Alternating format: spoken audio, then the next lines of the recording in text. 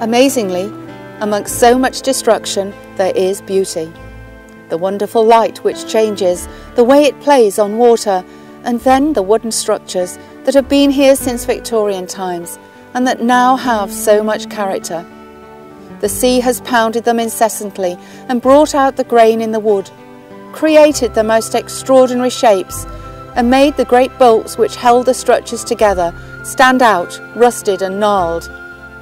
All sorts of debris from the sea has wrapped itself around the posts, adding colour and movement, so that the old defences almost become living sculptures.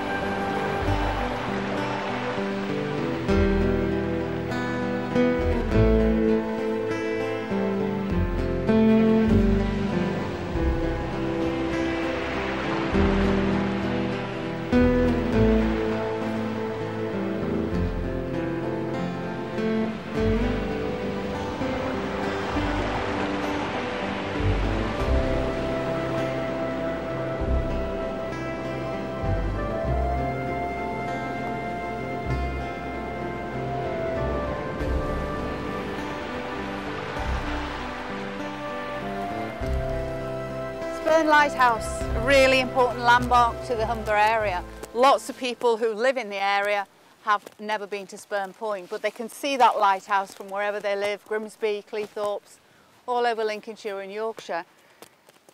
In its day, it was very important to all the shipping in the Humber estuary, this very, very busy estuary. And so in front of it, to protect it from all the erosion that's going on along the point, this huge slab of concrete was built into the area. Now it's being, like the rest of this part of the beach, encroached by the sand. You can see here in front of the concrete the remains of groins that were built to trap the sand. Now in fact so much sand has been brought up here, it's level on both sides.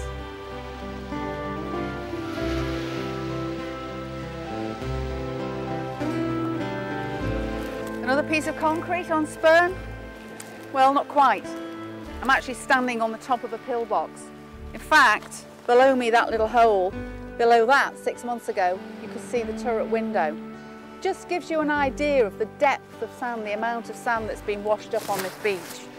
It really is quite incredible.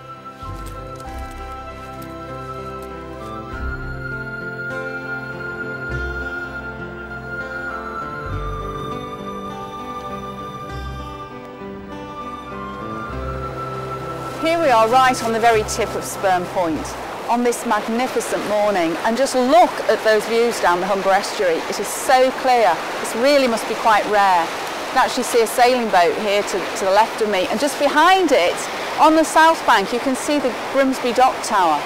And then you move right across the estuary, right across the ships that are just beginning to leave the Grimsby and Immingham docks, over to Hull. Just see it in the distance. But immediately behind me, you can see the waters almost rushing around this curve coming out of the estuary.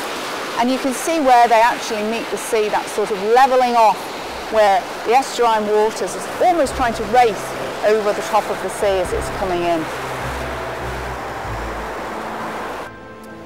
The year in which we've been filming has brought the words dynamic and change to life. We've witnessed both on an extravagant scale. Now the aim of the current owners, the Yorkshire Wildlife Trust, is to preserve the Spurn environment. Ideally, they would like to crush the concrete slabs, so removing the hard sea defences and allowing the natural process of washover to resume. That way, the spit will no longer be fixed, but will gradually and imperceptibly move westward. The future of this area is constantly being debated. The effects of global warming is looming on the horizon. Should the spit be breached or submerged through rising sea levels, then the impact on the whole coastline, including the city of Hull and the coastal resorts of Cleethorpes, would be immense. Meanwhile, hopefully, it will remain accessible to walkers, bird watchers and fisher folk, and we will all continue to enjoy this wonderful natural landscape, which is truly one of the finest places in the UK where the land meets the sea.